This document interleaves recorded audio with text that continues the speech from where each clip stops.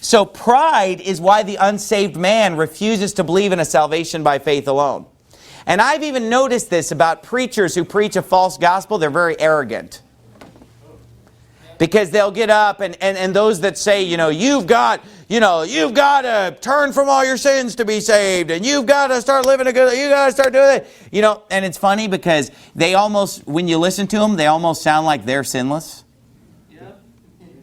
You know what I mean? Like, you've got, if you're still doing this and you're still doing this, you're a false convert. You didn't really get saved if you're still struggling with this sin or struggling with that sin. Now look, everybody struggles with different sins. And you hear preachers go, if you're still drinking, you're not saved. Or if you're still smoking, you're not saved. Or if you're still, doing this, you're not saved. You're not saved. You know what? But he's got his own sins. Yeah, that's right. And so how can he get up and name a specific sin and say, well, if you're still struggling with this, you're not saved. When I guarantee you, he's got sin, or else he's Jesus. Yeah.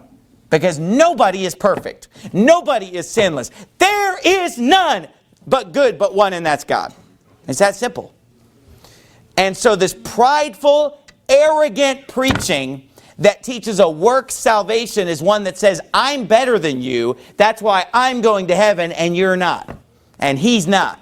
When in reality, anybody who goes to heaven goes by grace. It's not something we deserve. And so pride is what keeps people out of heaven. If you could sum it up in one word, why are people lost?